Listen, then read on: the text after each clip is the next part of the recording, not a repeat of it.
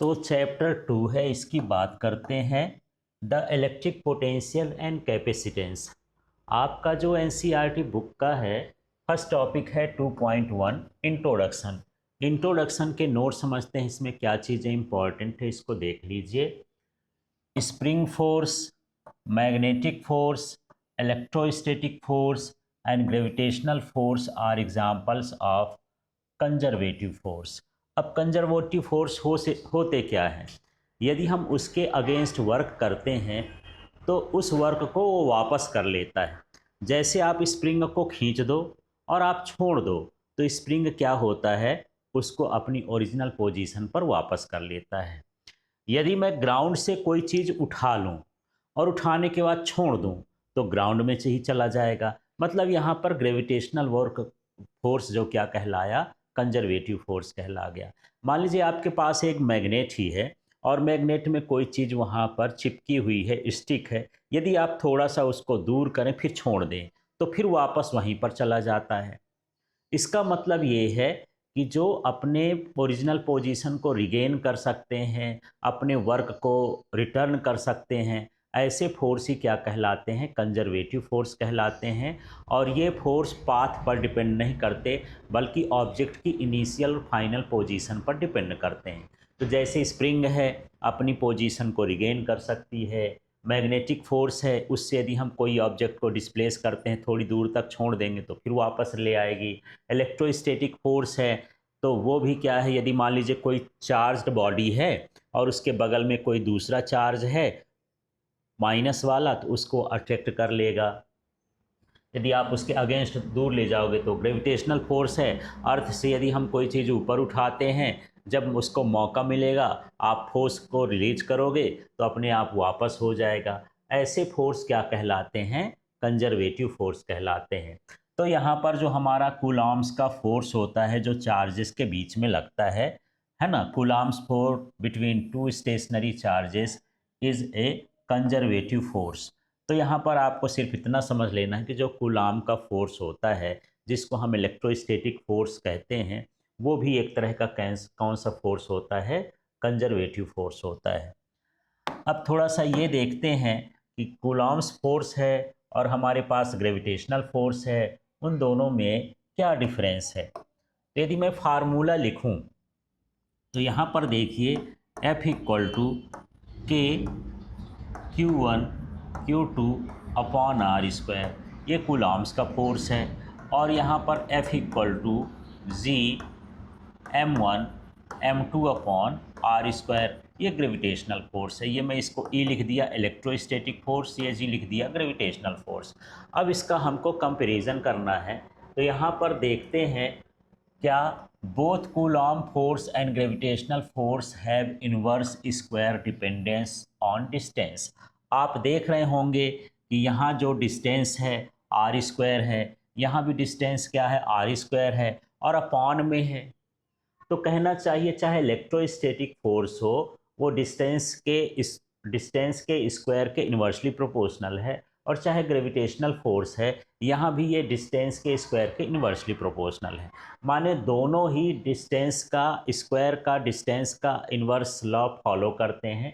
तो यहाँ पर ये स्क्वायर डिपेंडेंस ऑन डिस्टेंस कहलाता है, तो दोनों में ये सिमिलरिटी है।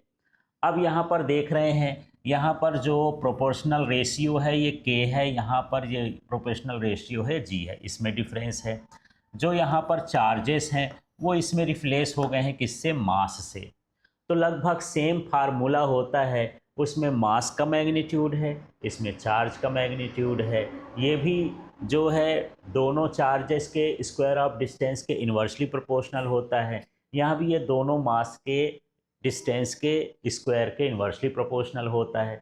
तो ये सिमिलरिटी होती है। लेकिन यहाँ पर हम देखते हैं कि जो इलेक्ट्रोस्टैटिक फोर्स होता है वो बहुत स्ट्रांग फोर्स होता है in comparison to gravitational force. लगभग ये 10⁻39 टाइम्स ग्रेटर होता है। ग्रेविटेशनल फोर्स से इलेक्ट्रोस्टैटिक फोर्स 10⁻39 टाइम्स ग्रेटर होता है। मतलब यहाँ पर इलेक्ट्रोस्टैटिक फोर्स ज़्यादा मजबूत होता है।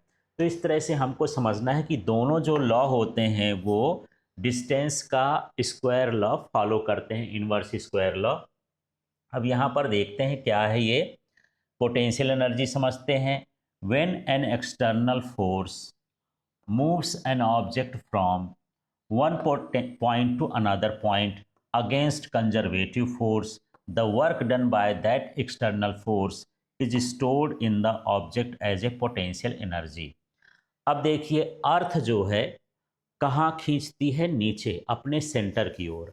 अब मान लीजिए एक पॉइंट ये है, यहाँ पर ऑब्जेक्ट रखी है, इस पॉइंट को इसके अगेंस्ट जैसे फोर्स लग रहा है नीचे और इसको मैं ले जाऊं ऊपर, तो जो मुझे वर्क करना पड़ेगा ये वर्क इसके अंदर पोटेंशियल एनर्जी के फॉर्म में स्टोर हो जाता है। यदि इसको मैं छोड़ूंगा तो नीचे आ जाएगा। तो यही है पोटेंशियल एनर्जी कि कोई हमारे पास एक्सटर्नल फोर्स है और हम कंजर्वेटिव फोर्स के अगेंस्ट किसी ऑब्जेक्ट को एक पॉइंट से दूसरे पॉइंट पर डिस्प्लेस करते हैं, तो वो वर्क डन जो है पोटेंशियल एनर्जी के फॉर्म में स्टोर हो जाता है। ये आप 11th में पढ़े होंगे।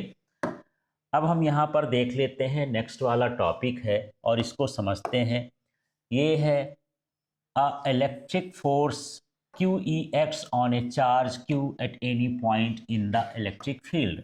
अब मान लीजिए मेरे पास कोई इलेक्ट्रिक फील्ड है, ये ई है, इस पॉइंट पर जो क्यू चार्ज है, तो जो फोर्स एक्ट होगा एफ इक्वल टू क्या हो जाएगा, क्यू ई हो जाएगा। इस तरह से हमको इससे देखना है। अब चलिए, ये अक्सर जो है एमसीक्यू में आ जाता है कि कितना फोर्स एक्ट होगा। यहाँ पर इलेक्ट्रोस्टैटिक पोटेंशियल एनर्जी, तो इसे क्या बोलेंगे, the work done by an external force against electric force in bringing a charge from infinity to a point in the electric field is called the electrostatic potential energy of charge at that point.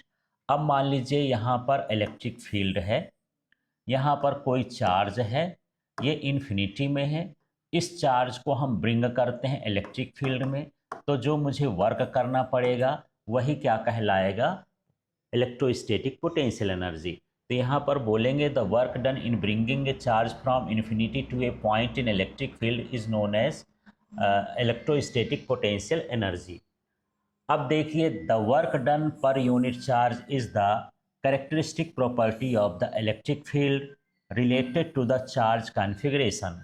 अब ये जो है किसी भी charge की जो property है वो ये है कि आप किसी चार्ज को यदि इलेक्ट्रिक फील्ड में यहाँ वहाँ मूव करते हैं तो उसमें जो वर्क करना पड़ेगा वो होगा ही, माने उसकी वो कैरेक्टरिस्टिक प्रॉपर्टी है, उसके अगेंस्ट आप नहीं जा सकते हैं। अब थोड़ा सा यहाँ पर एक लास्ट का पॉइंट समझ लेते हैं। The work done on test charge by the electrostatic field due to charge configuration does not depend on the path, it depends only on the final and initial positions। तो अभी हम बात कर रहे थे कोई कंजर्वेटिव फोर्स होता है और कंजर्वेटिव फोर्स के अगेंस्ट हम यदि वर्क करते हैं तो वहाँ पर जो है वर्क उसके इनिशियल और फाइनल पोजीशन पर डिपेंड करता है, ना कि उसके एक्चुअल पाथ पर डिपेंड करता है।